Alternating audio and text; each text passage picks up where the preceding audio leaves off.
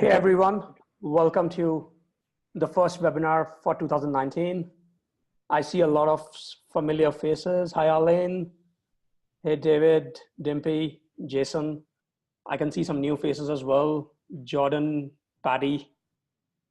We have a long list. I'm not going to call out everyone's names. So yeah, I'm glad that we have such a good audience there. As you all know already, the topic for today is customer success best practices for a CSM team. And we are very excited to have Chad with us. Now, just a brief intro about Chad. He's a customer success leader and advocate in the San Diego area. Very passionate about helping forward-thinking companies protect their recurring revenue and increase the product adoption. But what you don't know about Chad is he has over 14 years of professional experience in which he has been the head of customer success at Empire, director of mobility services at a Sentinel, and even a sales leader at Verizon. How was that, Chad, being a sales leader at Verizon Wireless? You were there for a long time. I was there almost a decade, and it was great. I really, most of my career had been in sales until I found customer success and found that really worked better for me. On my approach to sales was a customer-focused approach. At Verizon, we were responsible for not only the initial sale, but also the renewals. So it had this account management, customer success feel to it. When I started learning more about customer success, it really made sense to me on like maybe why I had done things the way I had done them and why it was such an easy fit for me to transition into customer success. Interesting. So just to give a brief agenda set the agenda for today, guys. I'm Nilesh. I head marketing at Customer Success Box. You guys have seen me on the earlier webinars, but today I have a different hat. I wear a different hat. I'm going to host it. Puneet had to fly out last minute. So we are going to basically talk about, in terms of Chad's experience in setting up customer success multiple times, what are the best practices for a customer success team in terms of how they work together, how they work with other departments.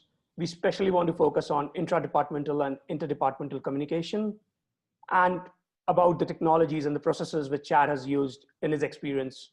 That covers it fairly, Chad? Yeah, I think so. And I have nothing really too formal ready to go. I thought the discussion would naturally lead to some good questions. Yes, and the topic, just because I haven't seen it covered before, and although there could be some more fundamental pieces that need to be accomplished first when building a customer success organization, this is one that does come up as that organization starts to work with other departments, and even when the responsibilities within that organization start to become defined on who handles what. Absolutely. And so why don't we begin with, like, you have set up customer success multiple times. How do you start? Where do you start? Where do you start in terms of setting up the team, and do you do the process simultaneously? How does that whole thing come together? Yeah, excuse me. Good question. And I guess little disclaimer, my experience with both of the customer success organizations that I've created have been with startup companies. And so for those out there that might be trying to create a customer success group inside a larger organization, hopefully you'll find some of this useful or pull what you can out of it. But I'm not sure that it scales to a Verizon-sized company or a medium-sized business. But my experience really has been more of these sub-50 employee type businesses that have grown to the point where they've almost been forced into customer success because they now have customers. They can't afford to continue to lose those customers, and they need to make something happen. And so to get back to your question, I think the most important thing is that you get people in seats immediately, right? You need to have people that can handle those accounts once they're on board. And in my experience, both of the times that we've created this customer success group, we've had an outline from a leadership perspective on what to attack, right? Like, how do we make sure we have account management taken care of so that we have the relationship piece with those customers built. We hit onboarding early in that process and start to create that department. But what happens is there's never enough time to go and create all of those roles and the responsibilities and each of those pieces before something comes up with the customer. And so, like you had mentioned, wearing a different hat and one you're not used to, I think that's kind of the secret sauce when building a customer success team, is you get a couple of the right people in place, you have an outline of where you're driving, and then you approach the fire drills every day from a standpoint of the most important thing is getting the ball across the line for the customer. The only other piece I'll add to that really makes a big difference in how quickly you get a customer success organization set up is being able to document when something goes wrong, which is a lot at the beginning, and then you build a process around it. So some of those things you'll expect to happen, and some of those things you won't expect to happen. But if you start documenting and start building a process around it, the people you have on board will know what to do the next time that comes up, or how to take action to avoid that fire drill the next time. And the new people you bring on board will be able to learn from the experiences that have already been had. And now all of a sudden they have that knowledge to jump out in front of it. So give yourself a handful of months and you start to see some foundation that's laid there, and you have fewer and fewer fire drills.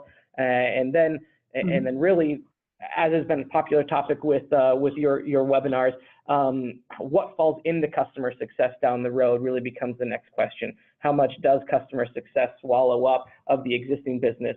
So I think that you start customer success as a brand new piece to the puzzle, but then things that have already existed at the business need to end up falling underneath that umbrella. You make an interesting point, Chad. They're like, how do you get all your accounts under customer success? How does the handoff happen? You mentioned account management. A lot of companies still have both account management and are still setting up customer success teams. At what stage do you decide, okay, now you know what, I'm going to pass on all accounts to customer success? Yeah. Again, with the startup example, we haven't had the luxury in those environments to have enough people for sales and account management and customer success. So I haven't crossed the bridge of where you differentiate account management versus customer success. But in the startup world, just like any size business, you do have a handoff from sales into post-sales. And that's one of the things that I wanted to discuss when I brought up the idea of inter-department communication and processes, is that transition is critical to have done well. And there's a couple of reasons. First, the customer perspective. You need to be able to make sure that customer has a seamless transition from sales to customer success. They don't see any difference in expectations. And the best way that can happen is a top-down customer success model. Having that C-level really enforce customer success as a business practice, not just as a department. Right? I've worked with companies here in San Diego where every employee who joins the company is required to read the customer success book, the one by Lincoln Murphy and Nick Mehta. For one of the most popular ones out there, the blue cover, right? Everyone's seen it. Yes, everyone's read it. Yeah. So everyone was required to read that book regardless of position, because it really enforced that everyone in the company took a customer success approach. And that means sales as well, because you can't have an organization that touts itself to be a customer success focused, but then when the going gets tough with sales, goes back on that and does whatever it takes to bring on the wrong customer just for that extra dollar, and then customer success and the business pays the price later, right? So really the top down is the best model to have this be a successful handoff. And that way sales gets the same expectation setting that customer success has. I've been with a company that has done that flawlessly. The salespeople really did a great job of explaining the product and saying what it can do. When they get pushback from the customer, they get creative of how to use the product. But what they don't do is go outside the box to say that the product can do this when it can't, or it's a manual process, right? The handoff between the two groups, what I've done in the past is kind of followed three quick steps. You have to document the process that's going to be handed off. You need to agree upon that process at a leadership level between both of the departments, and then you need to be able to present and make available that process for everyone.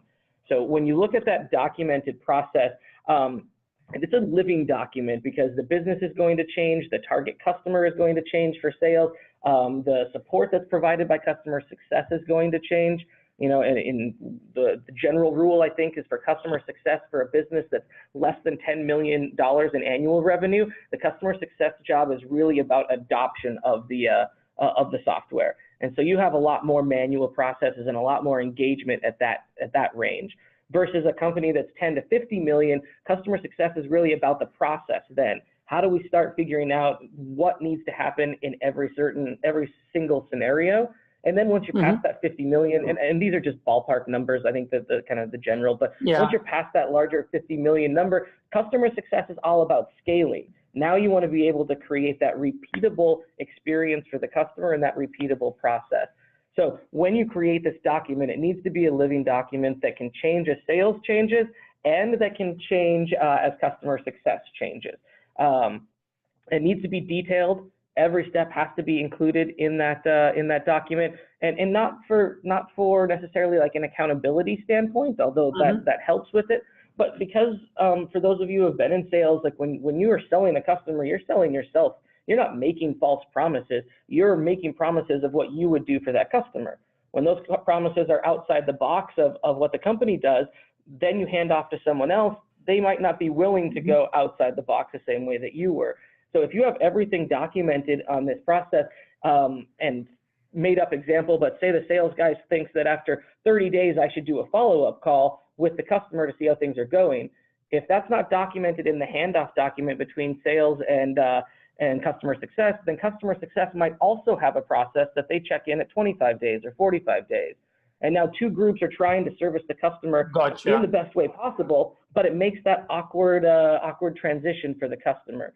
So the document really needs to be detailed from the end of sales clearly into to customer success. You mean something like a handbook or a playbook, maybe?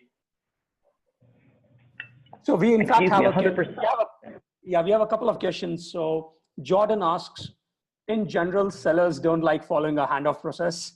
How do you respond to the outliers that try to work outside the defined process? Yeah, that's a really great question. And the second bullet point that I had brought up on the document itself is agreed upon by leadership. In my experience, I've enjoyed having the frontline people create the process, create the document, work with leadership to make sure that the gaps are filled and it's a thorough process, but then move that up the chain and have the director, the VP, maybe even C-level, talk with the other department about, does this accomplish, like really at a high level, what needs to happen? Can our department do this and still accomplish our goals? And then it can come back down. And at that point, you really have a lot behind the document and behind the process that will help push people in the right direction. I agree, not to pick on sales, but I agree that sales, yes, is usually a little more fluid in how they do their processes.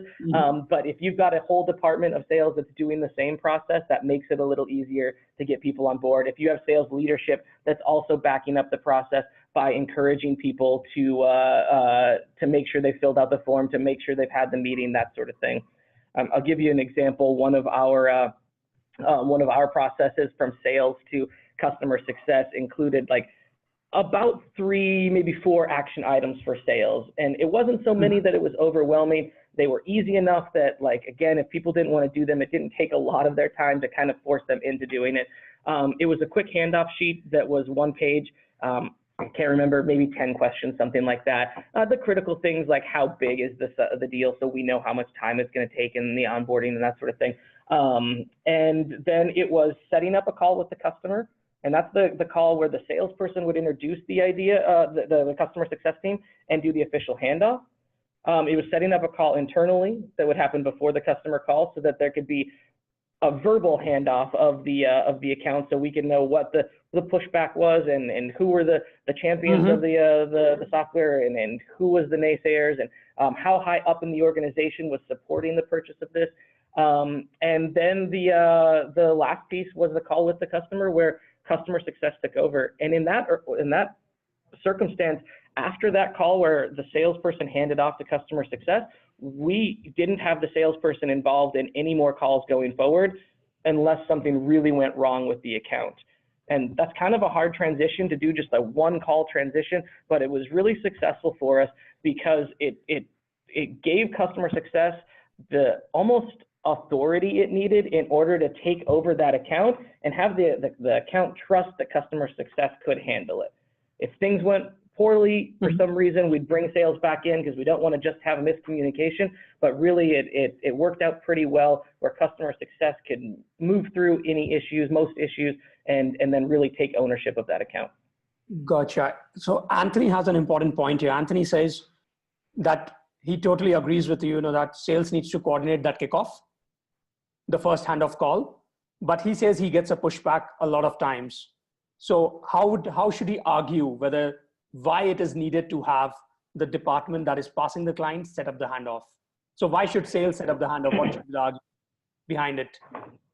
Yeah, I mean, I don't know that I have a golden ticket here on magic words that Anthony can say in order to get the sales guy to do it every time. But I mean, I guess just an argument coming from the customer's perspective. No customer wants to work with a salesperson and then have the next call be with someone they've never met before, with no overlap on the people that are involved, right? There's too much of he said, she said, and different tone in the voice and different way of explaining the features. So it's just, in my experience, it's too abrupt, and that led to customers. In the company that I did this with, we had a 10-day trial. So for 10 days, the customers could exit at any point in time. And so the 10 days were critical. And if we didn't have a good handoff between sales and customer success, then we saw an increase in those customers that would opt out during that 10-day trial. And so that, I think, is maybe, if there's something that is similar for Anthony to take advantage of, we need to bring it back to numbers where we can show customers stay longer or don't opt out or don't pay the cancellation fee, when the transition goes well. And part of that transition going well is expectations being set. So critical during that onboarding process. Yeah. Also, one thing there is, Anthony, that if you don't get, like if sales says they don't want to do the handoff, you have to probably get a written sign off from them that these are the expectations of the product. Because you don't want to get into a situation later where the CS team has to deal with promises made which could have never been fulfilled. That's maybe a great point. Is the alternative to the handoff call would be a handoff report, and no one wants to type a 2-page report that says everything about how the sales process went. So with that process, for me, the place that we got the most pushback, again, there was a quick form that they filled out, so we had something documented, an internal call and the external call. We had sales push back on the internal call more often than anything because they felt like they provided the information in the report. And similarly to what I said to Anthony, like we pushed back on sales, is that we need more information than what's in the report. We tried to make that easy for you. And if we can't get the call to really get the full deep dive of everything that you experienced during the sales process, then we need you to add on to this handoff document that we gave you. It didn't work 100% of the time, but it did often. And of course, the best experiences we had with bringing customers on board is when we got the form up front, we had an internal call with the salesperson, and then we had the handoff from the salesperson to customer success. Well said, Chad. So Chad, since we are talking about customer success working with sales, what are the other departments you think customer success should be regularly working with in order to make customer success a successful practice? Yeah, for us in actually both of the organizations I've been with recently, development has been probably the next biggest department that we've worked with. Obviously, customer success, the term I use with our companies is customer success is the voice of the customer. And so it's important to be able to hear what the customer is saying, being able to transfer that information to the development team, and then being able to work with development on what's critical and needs to be fixed immediately, what's enhancement short-term, what's enhancement long-term, what's not going to happen, and then be transparent with the customer going back about how that's worked. I noticed that Patty already mentioned product management. In the circumstances I've been in, we haven't had a product management team. We developed one in one area, and it didn't become strong enough yet that we can really push onto that. But I agree, product management needs to be involved as well. In my experience, there's about 3 or 4, depending on the size of the company, people that need to have an influence of where the product is going. The visionary, which in the smaller startup companies is generally the CEO, they've gotten the product to this point, so they've had the vision that's made a successful product. They should still be involved. sales needs to have a say because they're hearing from the not yet customers on what they need in order to make it happen. Product management should be the one doing the research and find out what the product needs, the market needs, and working on that product. And then lastly, customer success. So what we've seen is a lot of interaction between customer success and development, or I think you could use product management as a synonym in there if the business is big enough to have that organization. And then the documentation for that group is different. There needs to be healthy tension, I think, between development and customer success, because development can't have the time to do everything customer success needs, whether it's back-end efficiency enhancements, or whether it's front-end customer enhancements, or even whether it's bugs. There has to be a balance on what gets done and when. Some things have to be solved with people and processes, and some things have to be solved with technology. And I think one of the most critical things that customer success can do is find a way to measure efficiency within your group. A great example was a company I worked at that managed cell phones for customers. So if a large customer had a few thousand cell phones, this software would go in and take care of the monthly management of those cell phones. We had a way that we would measure the lines, the cell phone connections per employee that's on our company. So lines per FTE, we would call it. And what we could see is that if we got too heavy into the people and process side of the balance between development and customer success, we would see a drop in those lines per full-time employee that we could manage. And we had a target each quarter that we were working towards, which of course was always going up. And so we had to balance with development on what needed to be done in order to drive it. And when you can bring a number to a conversation with other departments, it's such a more powerful way of positioning your proposition on why something needs to be done. Nice. So as you said something important there, like in terms of success, trying to work with all these teams, they also need to internally benchmark their own efficiency. So, but before I want to move on, we actually have a question regarding our earlier one, regarding the handoff. Christy is asking, who updates the customer data related to the account? Like, what has been your experience with who's responsible for maintaining the customer data in, let's say, a CRM like SFDC, or maybe even a customer success tool? Sure. Yeah. My recommendation is that customer success takes control of everything with the customer account once that handoff happens. The environment, I think, at the office should be that customer success can reach back out to that salesperson and pull them in when needed. You don't want to have it so segregated that you can't get the support you need internally. But I've also found success with having one department have ownership. If there's more than one department involved, then there's always a little finger pointing on, I thought they did that, or I thought they were going to be responsible for that, versus customer success owns that customer once the transition has happened. So with my experience, that's been the most successful way, is having that identified transition path. It's not our topic today, so I won't go too deep into it, but I think that goes as far as upsells and renewals.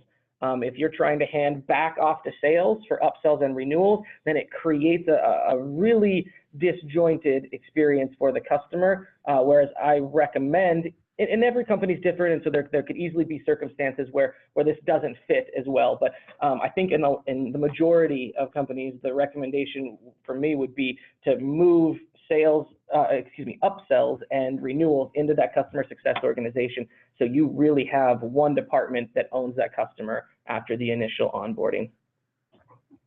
Yeah, I mean, I can't agree more there. I believe, be it account management, be it customer success, or whoever is, be it renewal management, you need to have one department handling everything once the sell has happened, once the sales has been done. You can't have a back and forth between account executives and CSMs on our account. Yeah. More than anything, that's going to confuse the customer.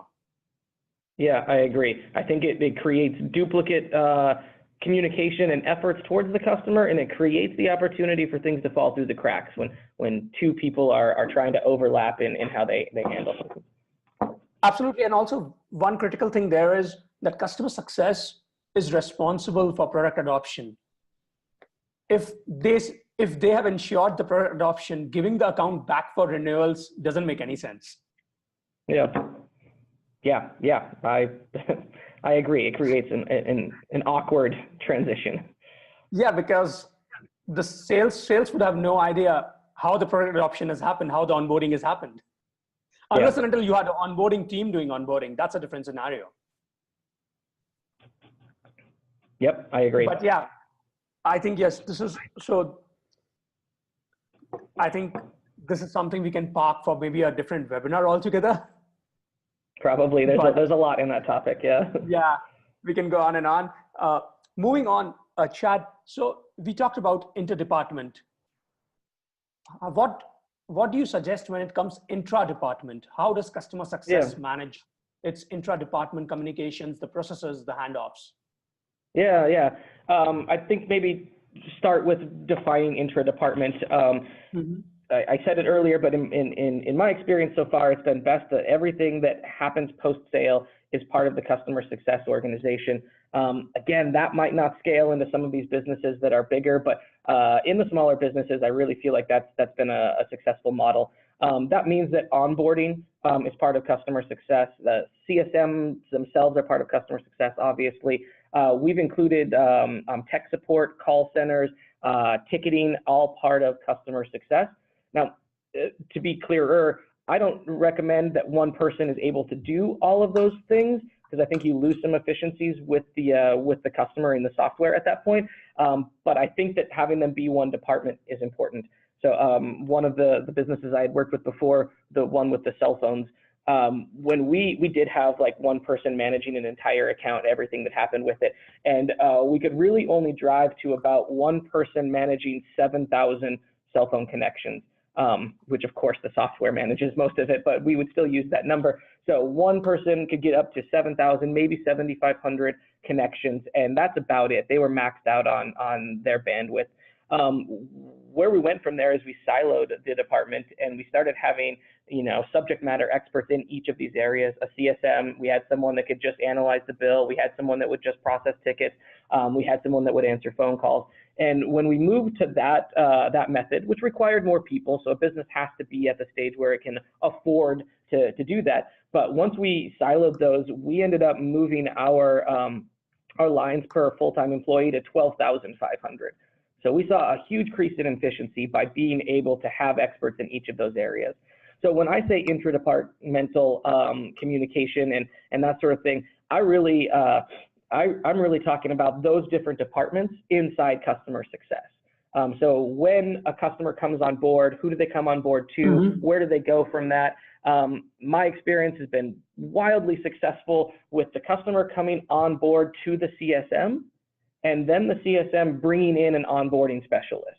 We should have someone who really knows how to delight the customer in the first, 6 to 20 weeks, depending on what your onboarding process looks like. So you should have a specialist there, but if you introduce that specialist as the first person the customer meets, what I found over and again is that customer would go back to the onboarding specialist anytime they needed something maybe quicker than normal. If they had the time to think about it, they'd remember they're supposed to go to the CSM, but when they needed something in a hurry, they had the phone number, they had the relationship with that onboarding specialist. So we changed it to they come on board to the CSM, they do an introduction, they say, I'm your point of contact. Then the CSM brings in the onboarding specialist. The onboarding specialist goes through their part. The CSM is maybe attending calls quietly in the background. They don't need to do the actual work of onboarding, but can be there to just know how the process goes. And then onboarding hands that account back to the CSM. On more of a regular basis, you, I'm sure, have departments that need to touch that account. In the last example I gave, someone needed to analyze the cell phone bill, someone needed to make the changes the customer requested, and then you still have the CSM who's managing that relationship. So what's important with the communication there is that the customer doesn't know how many people are touching the account behind the scenes. This is a plug for Customer Success Box, not that you or Puneet put me up to it, but having a software that allows you to document communication is critical. In one of the companies I've worked for in the past, we created that internally. Development included that in the software that we built. That also works pretty well. There's benefits to being able to buy something from someone who specializes in that area, and there's benefits to being able to customize something to do just what you need to do. But either way, you have to be able to document. The customer can't know that our analyst recommended something and our CSM not know what that thing is. So in that circumstance, what we did is we created a report card where the CSM would get an update about the customer's invoice. They would have green areas for things that were going well, and if the customer didn't ask about them, then we wouldn't really even dive into them very deep. Yellow areas for areas of concern that we could take action now, and red areas where we felt like something needed to be happening immediately. At least the customer needed to know about it and make a decision on if they wanted to continue down that path or not. You covered it all, Chad. And we have a follow-up question for that from Alex. He says, could you tell more about customer success organization internal metrics? Since you talked about communication within the team, what are the metrics which are going to be measured internally? That's probably another one that could be an entire webinar by itself. But I think maybe just to touch on it at a high level, that the most critical thing is not to get trapped into measuring activity within the organization, but instead measuring things that impact your customer. I have the benefit of working for a large business like Verizon, who very much created a lot of metrics about making sure that I was making cold calls every day, or that I was logging into the software every day. But making cold calls or logging into the software isn't what Verizon actually wanted from me. That's not what made Verizon's customers successful, right? So being able to create a metric internally that is driving the success of your customers is really, I think, the most critical piece. That could be just a couple examples, and again, they would vary from industry to industry and company to company, but that could be reports that are accessed. All right, so if you're driving your CSM to get that customer more engaged and access more reports, then that's a metric that is good for the activity of that CSM and also good for the result of that customer, because it's driving them into using your product. It could be tickets submitted if those tickets are about requests that need to be fulfilled. On the cell phone example, again, our software would be able to change price plans, add or remove text features, order new phones. So a ticket from that customer was a good thing because it meant that they were engaged with our software. They weren't walking into the retail store. They were using the technology the way that we sold it to them. And it showed engagement, it showed adoption of the software. And so we would manage those tickets every month. If we saw a decline in tickets, that's the problem that I would bring up with the CSM and on how we attack it, versus just did the CSM have a monthly call with that customer or something like that. I hope that answers your question, Alex. We can definitely do another webinar on internal metrics. In fact, we have got a couple of questions where, I had to park it. Someone actually talked about QBRs, and I thought that can make a whole new webinar. Well, actually, if you don't mind, I'll do a quick statement on that as well. And I agree, there's tons of data that could go into a QBR, but the one piece that maybe ties to what we're talking about today with the QBR is that the QBR needs to be available to every department that's still touching that customer. I know I've made the recommendation that sales doesn't stay involved after the transition. I know that doesn't happen in every company. So if sales is still involved in any capacity, they need to see that QBR and understand how things went for that last quarter. The analyst, the tech support, the call center, whoever does still touch that customer also needs to be aware of certain elements of that QBR. So yeah, I agree. We can talk about QBR some other time, but make sure the departments that touch that customer understand the pieces that impact them from the QBR. Well said, Chad. We have one more question from Suan. Would invoicing and renewal calls to a lead buyer for the second year be made by the AR, CSM, or sales, or someone on the renewals team? Like, who's going to make the calls for the second year renewal? Yeah, I still believe that should fall into the customer success organization. I was recently working with a company here in San Diego and in the consulting area, and they had done a great job selling and a great job getting adoption through this the software that they had created, and it was for the education department. And so with education and government, a lot of times there's money that exists where they can allocate it towards something, and then it doesn't get managed quite as closely. And so what had happened with this company is that they had a few thousand customers, and they were in touch with somewhere around like 10 to 12% of those customers. The rest of them, they literally hadn't talked to in potentially years, at least months.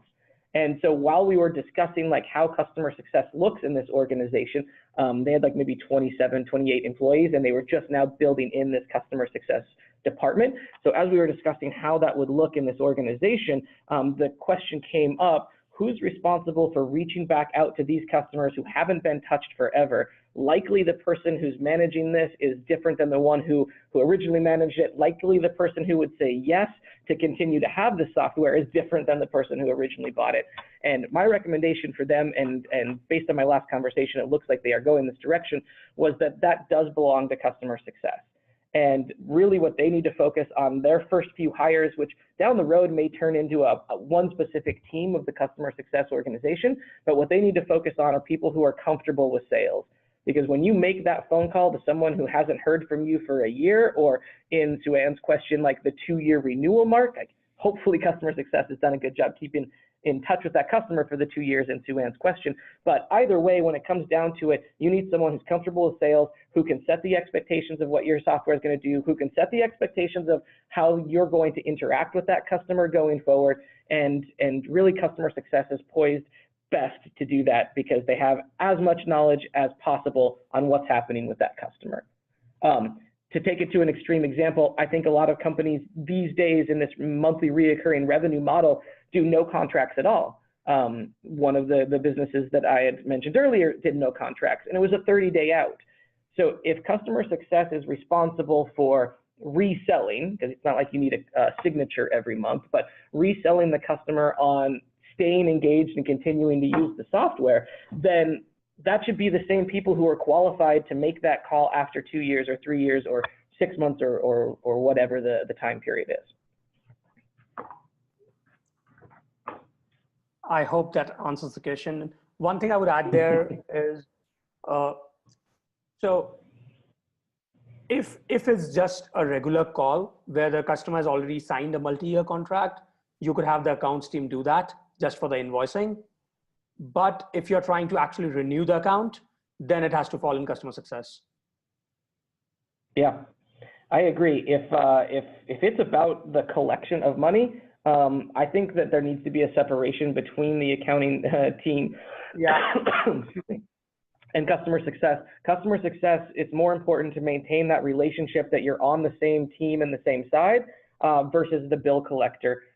In the past, what I've done with some teams is have accounting notify customer success if someone's past due, have customer success bring it up casually that accounting, let me know you're past due on your balance. Can you check internally to see what's happened? And then after that, accounting really needs to own that communication. Yeah, I agree. We have one more question from Dhwaj. Dhwaj says he has seen people mixing up the role of a customer support and a customer success. I believe he means tech support and customer success. Somewhere, yes, they do collide. Would you like to throw some light on the same? Yeah, sure. I don't mind at all. I think that tech support, customer support, a call center, I still believe all of that, especially in smaller businesses. As you get larger, I'd see how these need to really have an environment of their own, but I think they can fall under customer success. I don't recommend having titles for no reason. So if someone's doing the same responsibilities as someone else, let's make sure they have the same title, as you can have some inefficiencies built in there. But I've been in circumstances where we need phone support, and it's not efficient for our customer success managers to get tied up on phone calls. So we've created like a customer support, is what we called them, kind of call center. And it was just a few people in that circumstance, but they would take in the phone calls, and then they would almost be a gatekeeper on what gets to the customer success manager on how to handle that. If it was something technical with the software, they take care of it on their own because the CSM doesn't really need to be involved in. If it was something relationship based with the customer, that's when the CSM really needed to be involved. And then to tie it back into the communication piece that we've talked about all along, no matter what happened with that phone call, since another department touched that customer, there needs to be some communication method on how the CSM knows that that took place. So whether it's through a separate software that manages customer success, or whether it's built into the software itself, the CSM needs to be updated. I think that answers it perfectly. Dwaj, I hope you like the answer. So Chad, while we are talking about customer support and success, in terms of customer success, like let's say you set up the first team, you're the first customer success team ever. What are the main responsibilities for that team? The main responsibilities for a team that I think is at that size of a business is customer retention and customer adoption of the software. I think those are your two biggest risks. We've probably all done it as personal consumers, where we've signed up for something or purchased something and then never used the product. And if we don't have someone that walks us through using that product, then we forget about it for 2 weeks or 3 months or whatever. And when we come back to it, that product is then valueless for us. So having a company that can get a sale is fantastic. That's important. But getting a sale with no engagement is not really where the end result. So the first thing, whether it's one person who's looking to build a team, or if it's a team of 5 with a manager, it doesn't matter. It has to be almost white glove service for everybody, so that you know before they know if they're dissatisfied with this product, and that you have them using it. Then if it's not working, it comes down to a few other things, maybe onboarding, maybe not the right expectations during sales. There could be lots that add into that. But if you're pushing them into using the product, then if all has gone right to that point, then that's going to create that engagement and that traction for them to really take off and be an advocate of the product, both internally for themselves and hopefully referrals to others. Well said. We have a question based on what you talked about earlier, that you used to have a process where you had accounts in red or green. So Ishwar has a question that he has seen companies use customer success platforms or build a health score model on their own. What has been your experience? One view on not using the platform is that it starts to tell CSMs what to do instead of the CSM being creative about their daily activities. Yeah. My experience, which may be wildly unpopular to customer success box, has been to really pull a lot of that data from BI, from the analytics that already exist within the software, and be able to use it as a daily guideline. It should be more along the lines of showing point to point on where you need to get to throughout the day, not necessarily turn by turn directions on how to get there. So what we've done in some circumstances is really implemented a pretty robust method of looking at accounts, where at the top level, I can, as the head of customer success, see 4 different departments, and I can see if those departments are red, yellow, or green. And then if I need to look at more information, because green doesn't mean every account underneath that department is green, and red doesn't mean everyone's red, it means that overall this area is operating to whatever metric we've decided means success. But once I dig in, then I get to see each account. Now each account can still be red, yellow, or green, but what happens there is that not everything about that account is red, yellow, or green once you're inside it.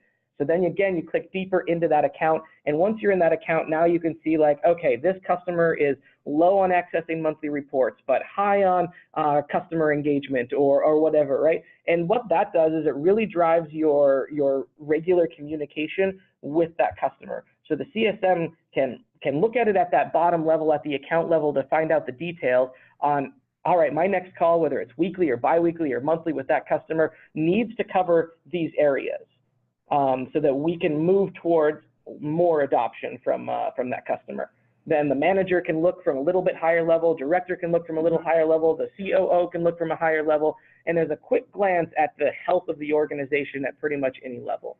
That's my vision when I've talked about that. That's what we did at the last company that I've helped with, is really just make sure that the CSM has the information they need in order to know what the conversation is like. Not so much a strict outline on what they have to do every day or how they do it.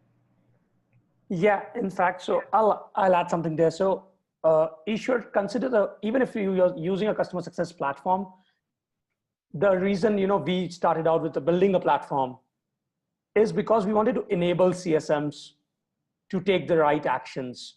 Not that we wanted to tell them what to do, but especially for inside CSMs who are managing global accounts and a CSM handling like 100 plus accounts himself, you can't go through each account every day and decide what to do or get creative about it. You need some kind of alerts straight away that, okay, these are the top 5 accounts I need to focus on today. And the rest of the day I can dedicate to my other accounts, how I want to manage it. But that's the main agenda, behind building a platform or using a platform, is to tell you in a nutshell that, as Chad said, this is your overall health, but within that, these are the accounts you want to focus on. Yeah. So that you don't miss any red flags. You basically don't miss any renewal cycles. You don't miss any alerts. You don't miss any product usage alerts. Because a lot of times, as Chad said, we buy a product, we don't use it for 10 days. And that's a flag. Most of the churn happens in onboarding. Yeah, it also sets the stage for down the road to create tech touches. Because like you mentioned, you can't do white glove service for every account once you get to that scalability and growth stage. So you need to be able to build into either, again, your software or use a third-party software to be able to manage those regular tech touches that just let that customer know that you're still out there, you still hear, they still hear from you, that this software is still useful, that sort of thing. Yeah. I see a raised hand. Okay. So Dimpy has a question. I think I just missed. Sorry, Dimpy, I missed that question. Could you share some best practices for catering to dormant customers? Yeah, that's a tricky one because dormant customers do have revenue associated with them. But from a customer success organization, they do not fit the ideal customer profile that we're looking for. A customer success organization is looking for engaged, active customers. So I encourage anyone who's in a spot to make a decision about dormant customers to talk with leadership and find out what the direction of that company is with dormant customers. My encouragement with the leadership I've discussed with when I've taken the action on my own is to contact those customers. Especially when you get to the area of scaling, you don't need that dead weight because as your company grows and starts to focus on larger customers, that's a natural business cycle, these dormant customers don't really even fit your profile anymore. There's a chance that down the road 2 years, what they're paying for every month doesn't solve the problem that they had because you've moved as a company in what you do for your customers. So I encourage as much as I can to go in and contact those dormant customers and not telling them to leave, but just pushing to get them engaged. If the leadership of your company suggests otherwise, then that's an internal conversation for you and the leadership to discuss on how much engagement you do. Maybe there's some that you let go and maybe there's some that you can go after. And dormant customers doesn't mean that they're going to churn. It's definitely an uphill battle, but it means that there's an opportunity again for them to fall in love with your software like they did the first time. Yeah, and also one thing there is probably one good practice to do there is send them reach out to them and tell them how your product has updated, how your product has evolved in the period they have not been using it. Good suggestion. Yeah. You might actually come upon a use case which they were looking for earlier, and you have actually built it, and they didn't know about it. Yeah. Hopefully that's every case. Yeah, I mean, that. I've seen that in a couple of previous experiences before Customer Success Box, where a customer was expecting a feature, stopped using the product, and when the CS team reached out, you actually realized that they were looking for that particular feature, and we already had that now. So you can always win back those customers, and those are the customers who are most likely to even stay longer because they were actually dormant. They did not churn. They were waiting for you to build that feature.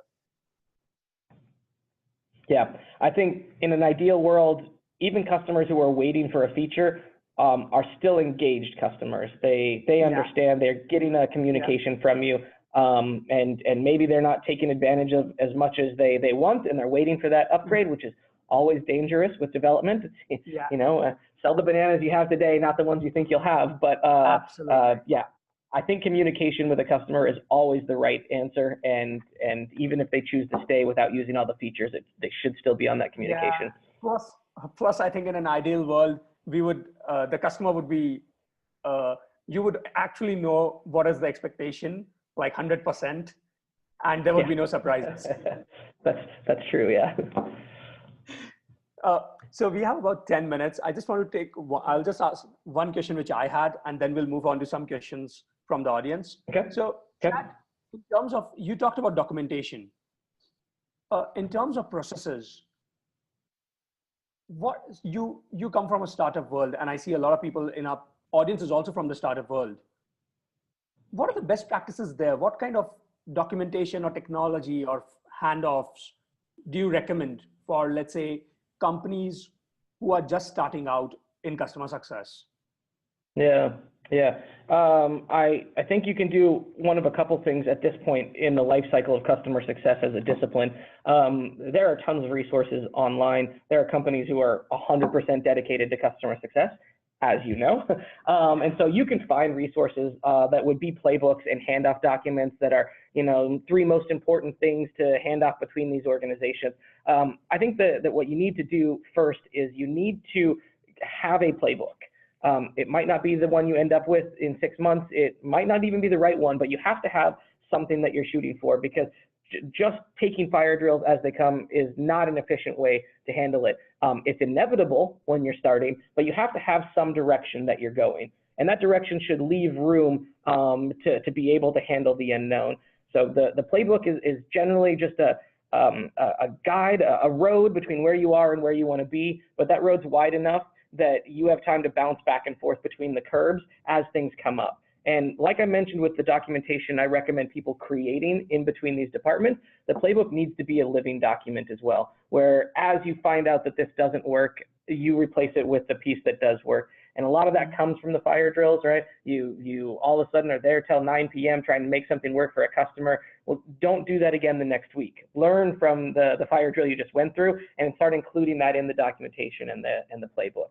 So I think that there's 3 important things with any documentation, and I mentioned these at the beginning, but has to be a living document and it has to be detailed. It has to really define what everybody's doing, especially when it comes to inter-departmental, because those people aren't reporting through the same leadership, so really clear expectations. The next one is it has to be agreed upon from the highest level that you can get on board with the process. And then the third one is it needs to be available to everyone. And I really recommend people being redundant with this, where you would put it in a shared drive and email everyone a link. You would literally email everyone the document themselves, and if it's reasonable with the number of employees you have and the number of pages in the document, then print it and really have copies available for people for quick access.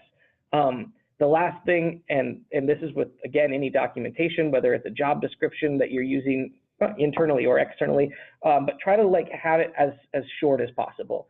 You can't not include things, but if you can set a goal for yourself on the number of pages that you're going to have this document, then that is a powerful document, because you know that there is no wasted part of that document. I did a job description for some CSMs at one of the companies that I had been with, and I forced myself to make it a 1-pager. And so, and I did bullet point style, which helped a little bit in the wording, but by being able to do that, it became a clear, concise document about what was expected of them and which are the most important roles and what it means to be successful in each of those roles. So if you can follow that same recipe with any documentation, like a playbook or a handoff document, keep it short and easy is your best recipe for people to pay attention and use it. Well said. So now I think let's take some questions from the audience. We have a lot of questions in the pipeline. I'll start with a simple one. Z is asking, does customer success team include only the CSM team, or also the professional services, implementation consultant, support, and expansion team? I think this is a hot topic for customer success right now. I'm positive a handful of people will disagree with me, both on this call and in the CS world, but I encourage everything post-sale to be part of customer success. Until the point that your business is too big to literally be able to do that anymore, the more you can have under one department, the better. 100% different disciplines. I don't recommend one person handling all of those roles, but having them report through customer success, I think is important. I agree there. I think everything post sales, let it be in customer success. Let's Yeah, not try to do a back and forth between sales and customer success. any department in customer success, but I Yeah, agree. yeah. So following up on that, Corey has a question. Corey is asking, what time limit do you suggest the CSM should spend providing soft assistance, since the main role is firefighting at the beginning? And Mm. how much time should you spend before you can suggest, let's say, a training or an upsell option? How much time should you provide that soft assistance or the tech support to a customer? I think I missed the second part of that. Will you repeat? Yeah, sure. So according to Corey, while rolling out a CSM program, at beginning, the main role is firefighting, like, Mm. taking questions from the customers, trying to get their problem solved. So what is the time limit do you suggest that the CSM should spend providing soft assistance before they can actually, suggest, let's say, a training or maybe an upsell option to that customer? Oh, got you. Yeah, yeah. And I totally agree. I think firefighting is a great way to explain what happens a lot during like the building of a customer service, a customer success organization. As far as the time frame, if the question is like a time frame per customer on how much time you have to spend with them, I think less than the time frame and more about is the software accomplishing the objectives that they had when they bought the software. I think that could be 1 week if you're really engaged with that customer for 1 week. I think that could be 4 months if there needs to be development that happens in order to do that. So I think it's appropriate to push a customer towards trainings that are available for them to help themselves at any time. And I think customers are receptive to the idea that we're efficient in our business so that we can keep our prices down for you and that we can create the best products for you. So we need you to submit a ticket to do this because that's the way we built our processes internally. We can support you 24/7 if you submit a ticket versus I only work, 14 hours a day, or whatever joke you'd like to make with the customer, right?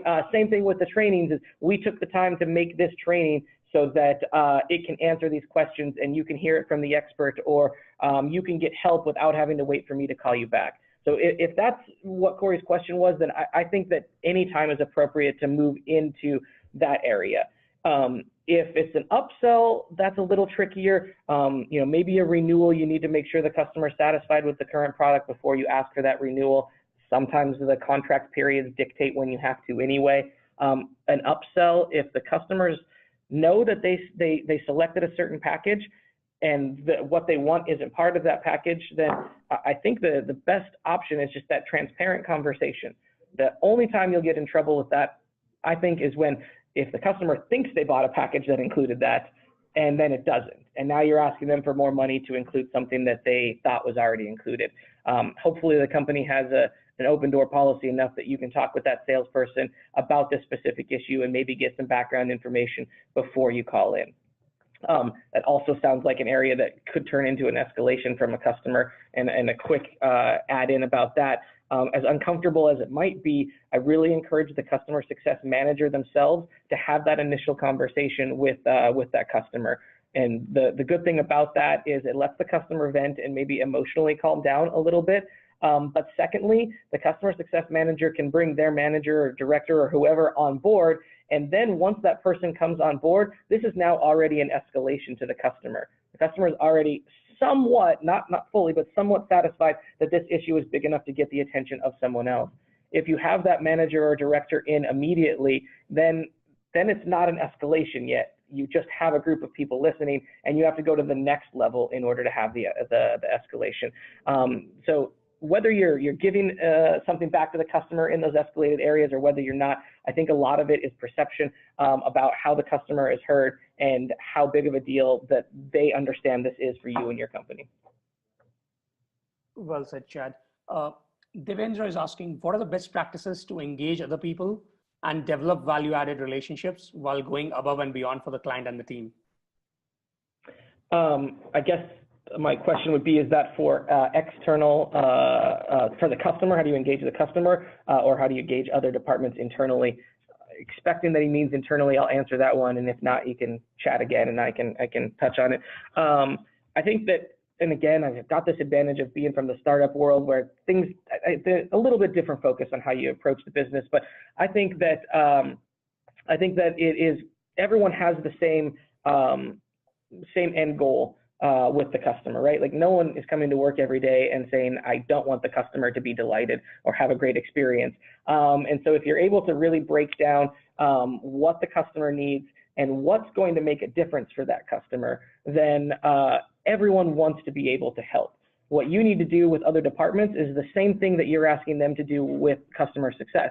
Customer success has a box that they like to work within, right? Because if we can operate within that box as customer success, we can make a scalable, awesome experience for that customer. We know how to do it every single time. But once we have to go outside the box, then we have to do something manual. It's hard to repeat manual, right? Whether it's the number of people it takes to do it or the consistency on what you do it. So if you're asking other groups to do something, it's up to us to take the responsibility to try to work within the box that that group has. And I think you'll see the success rate of them doing that task for you go up. If you're asking for one-off processes, that's when it becomes challenging, same as it does for us. It doesn't mean you can't never do it. Like at some point you have to ask for those things, but you know, like if it's farther and fewer between, then you really hold more leverage. I know we are already over time. We can probably take a couple of questions, and for the rest of the questions, guys, I'm going to put in Chad and my LinkedIn on the chat, as well as a couple of links for you guys to follow us, so that we can connect there. But I'll take a last couple of questions out of the lot we have right now. So one of the questions which I think is very relevant in terms of what we have been talking about is, what do you do if customers start getting annoyed of all the communication?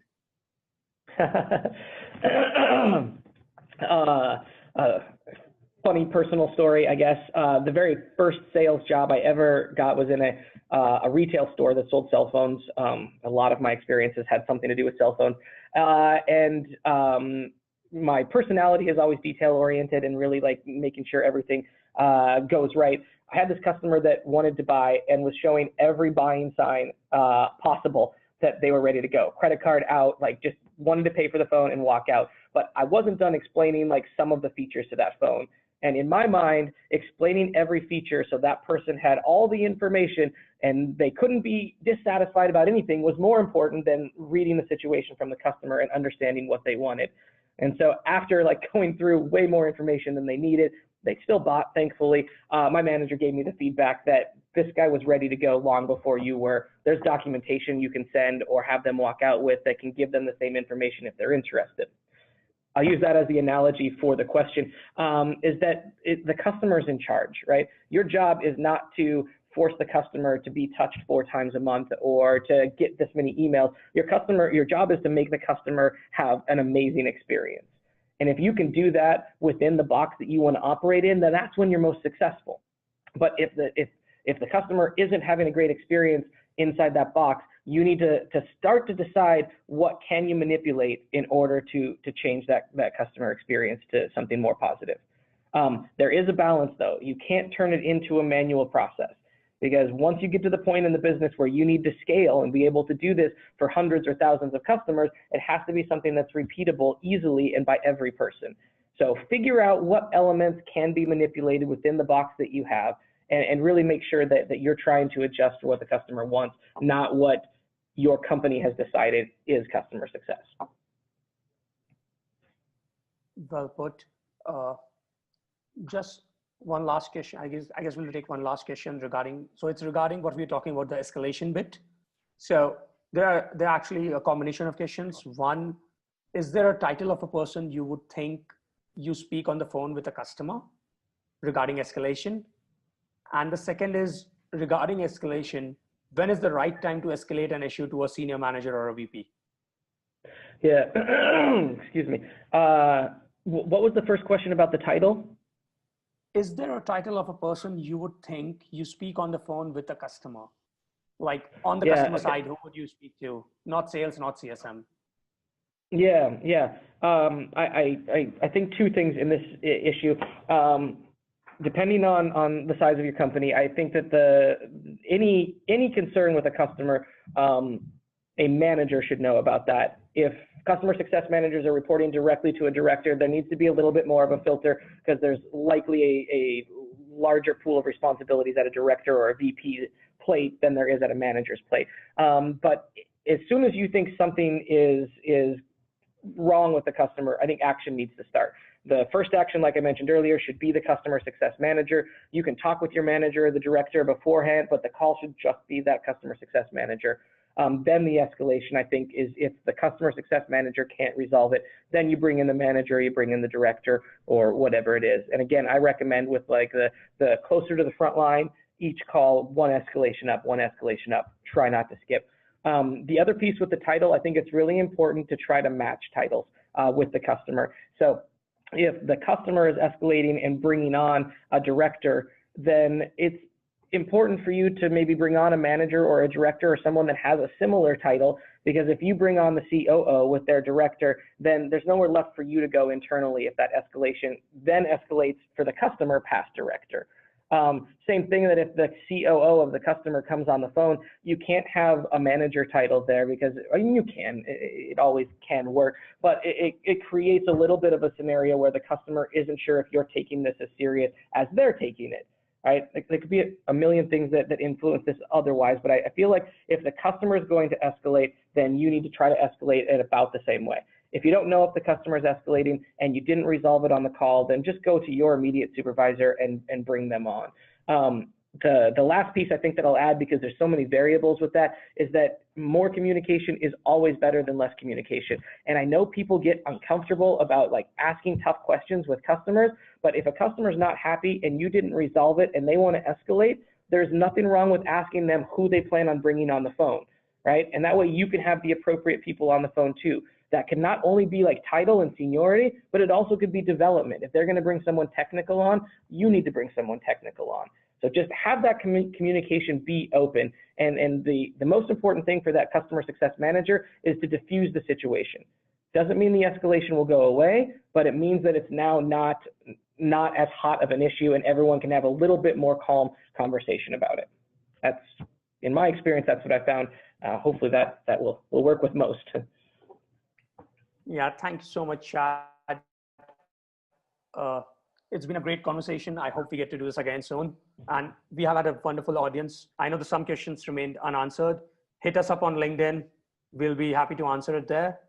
Or you can even hit us up on Twitter. If you want, I can drop a Twitter link. Do you have a Twitter, Chad? I do have Twitter, yeah. I'm not very active on it. But I'll echo what you said. I'm happy to share my experiences with anyone that has found them useful. Your LinkedIn is probably your best option for contacting me.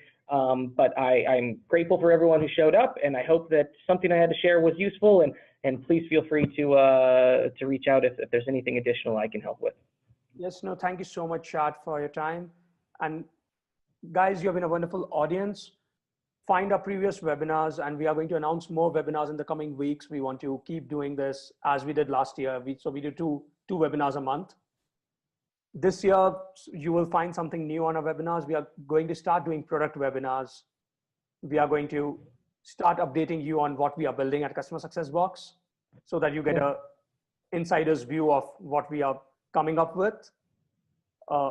Most likely, the next webinar is going to be on the 31st of this month, and it's going to be about a new feature we have built called Health 360.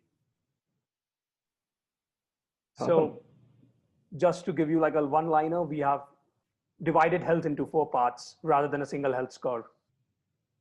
We are focusing on financial, relationship, support, and the product health. So that is something you can look forward to. And we are also going to be doing a lot of meetups in the US. So for folks in US, Chad does a lot of meetups in the San Diego area. I've already given the link in the chat. You can join his group at meetup.com. We are announcing 3 meetups in February in the Bay Area, Austin, and New York.